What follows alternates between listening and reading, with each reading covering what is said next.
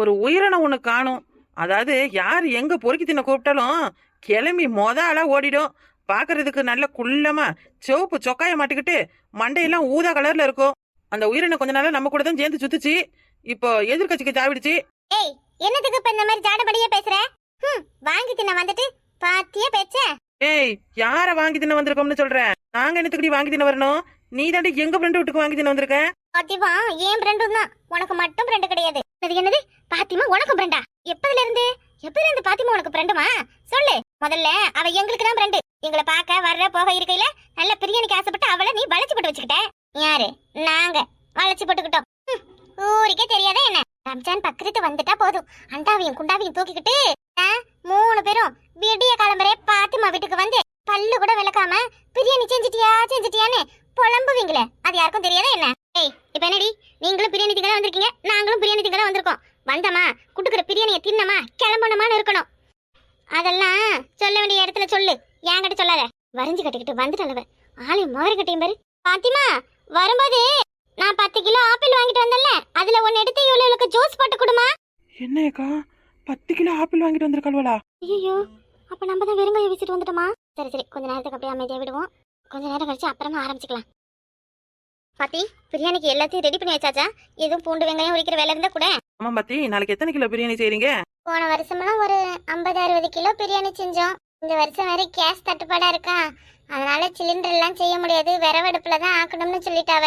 நானும் சரி, விறகுல எல்லாம் செய்யறதுக்கு எனக்கு ரொம்ப சிரமமா இருக்கும், நமக்கு மட்டும் சும்மா ஒரு 2-3 கிலோ பிரியாணி செஞ்சுக்கலாம்னு அவர்கிட்ட சொன்னேன். அவரும் அதோட சரின்னு சொல்லியிருக்காரு. என்ன பாத்தி, நாங்களாம் இருக்கும் பொழுது எதுக்கு நீ சிரமப்படுற?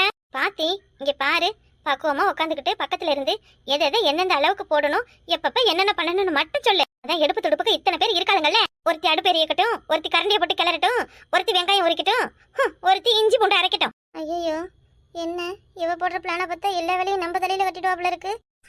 நம்ம வீட்டுல சோறாக்கி திங்க சேரப்பட்டுக்கிட்டு தான் இவ வீட்டுக்கு வந்து நம்ம உட்காந்துருக்கோம். இவ இப்படி சொல்றா? சரிப்பட்டு வராதா இது? இல்லக்கா, பரவாயில்லக்கா, பாத்துக்கலாம், விடுங்க. அப்படி எல்லாம் சொல்லக்கூடாது.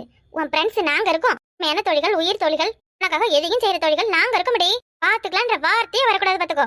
பாத்திமா, பாய் ஃப்ரெண்ட் எங்கடி காணோம்? அவர் மசதி வரைக்கும் போயிருக்காரு வேலையா. பாத்தி, சொல்லுமாலே. பாத்தி, நாங்க வந்து 5-6 நாள் ஆச்சு, வீட்டு பக்கம் போகவே இல்லை. அதனால இன்னைக்கு போய் தங்கி இருந்துட்டு நாளைக்கு மத்தியானமா சாப்பிட நேரத்துக்கு வரட்டுமா? ஏன் மலை, இவ்வளவு நேரம் இருந்துட்டீங்க, இன்னும் கொஞ்ச நேரம் தானே.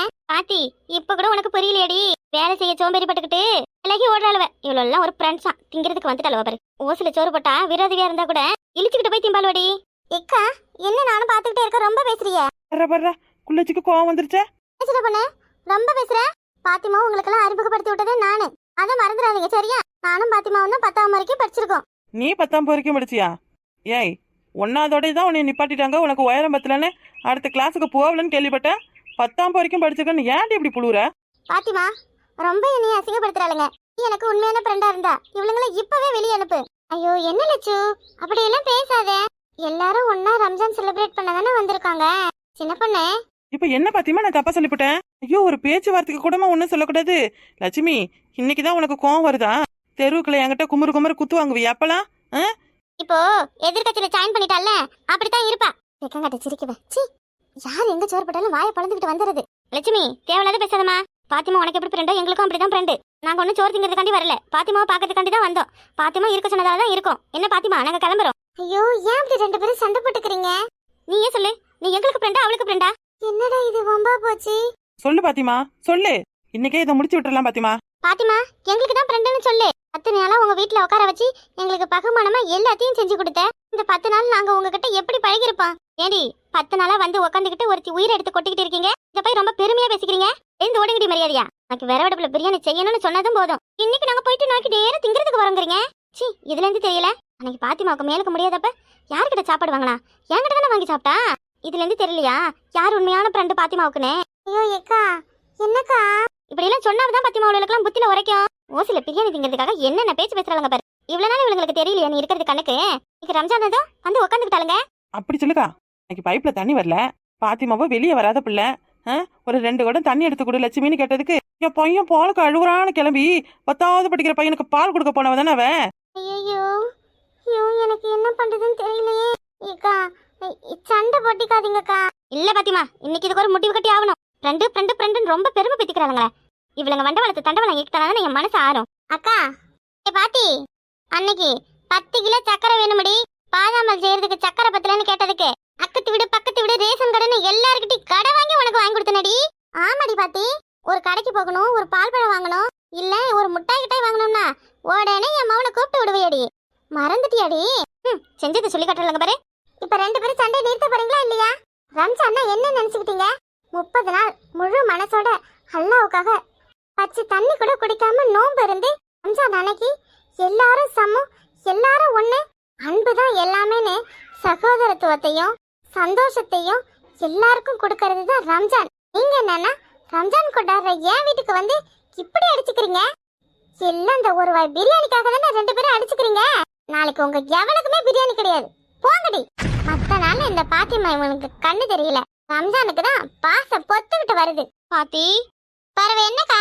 சண்டை போடாதீங்கன்னு சொல்ற, அதை யாரும் காதுல வாங்குங்க? ஒருத்தர் மாத்தி ஒருத்தர் இப்படி சண்டை போட்டுக்கிறீங்க. எல்லாரும் ஒன்னா இருந்து சந்தோஷமா பிரியாணி செஞ்சு சாப்பிட்டுட்டு ரம்ஜானை நல்லபடியா கொண்டாடிட்டு போலாம், சரியா? சரி பாத்தி, ஆனா நீ எனக்கு தானே ஃப்ரெண்டு ஃபர்ஸ்ட். ஐயோ சொல்லு பாத்தி, நீ எங்களுக்கு தானே ஃபர்ஸ்ட் ஃப்ரெண்டு. நான் உங்க 2 பேருக்குமே ஃப்ரெண்ட் இல்ல. பிரியாணிக்காக எல்லாரும் வந்து ஃப்ரெண்டுங்கிறீங்களா? அடி பாவி பாத்தி, இப்படி சொல்லிட்டியே.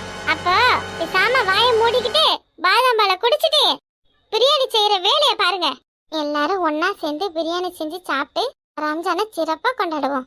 அனைவருக்கும் இனிய ரம்ஜான் வாழ்த்துக்கள். மறக்காம வீடியோ பிடிச்சிருந்தா லைக் பண்ணுங்க. பாத்தி, நீ எங்களுக்கு ஃப்ரெண்டா கிடைக்க நாங்க கொடுத்து வச்சிருக்கணும். லவ் யூ டி. மறுபடியுமா?